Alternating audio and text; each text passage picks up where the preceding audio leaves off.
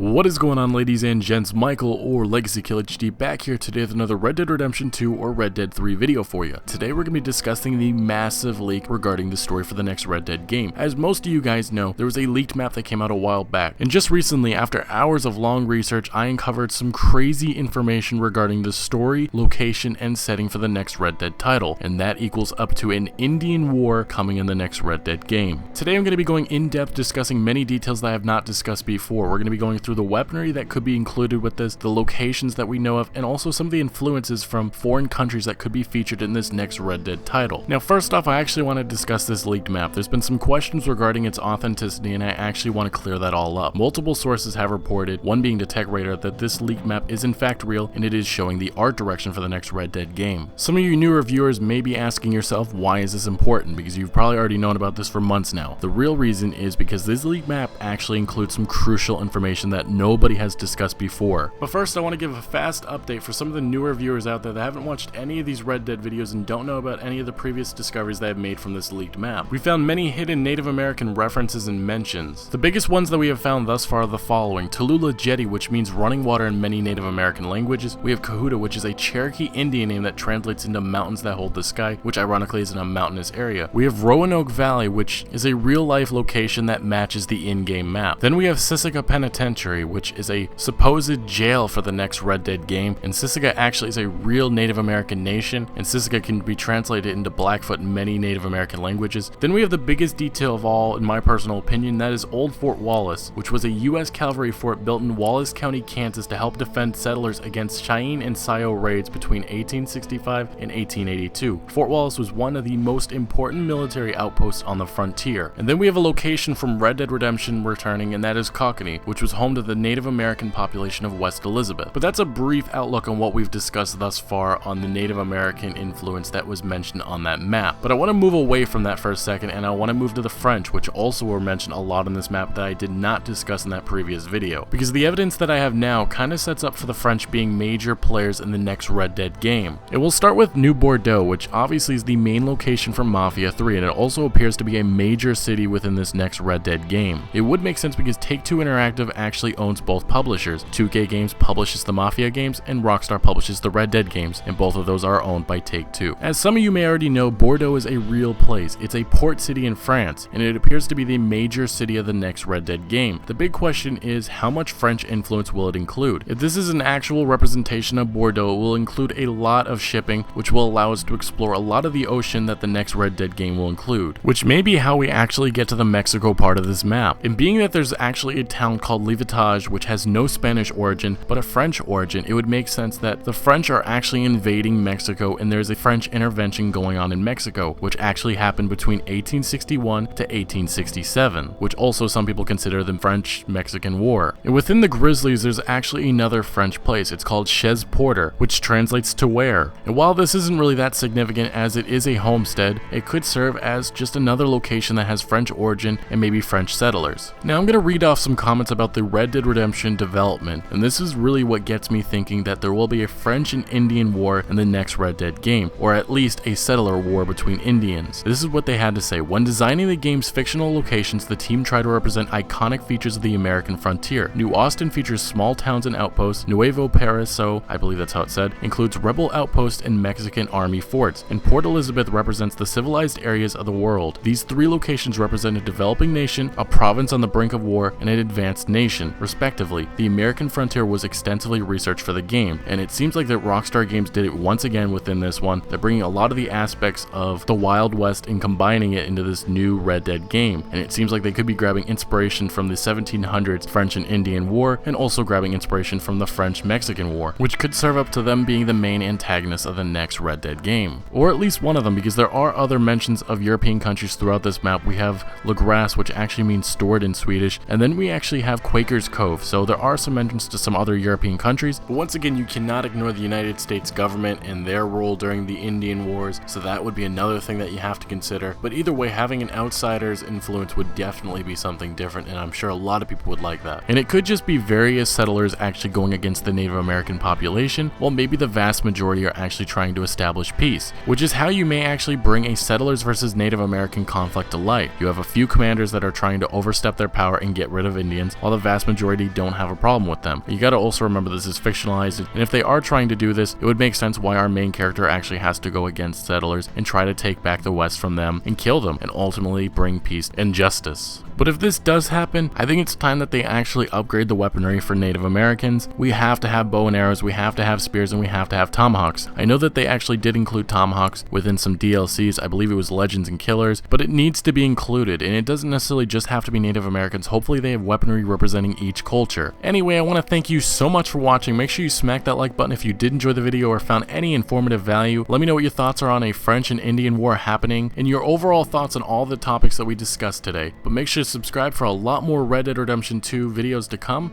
and I'll see you guys later.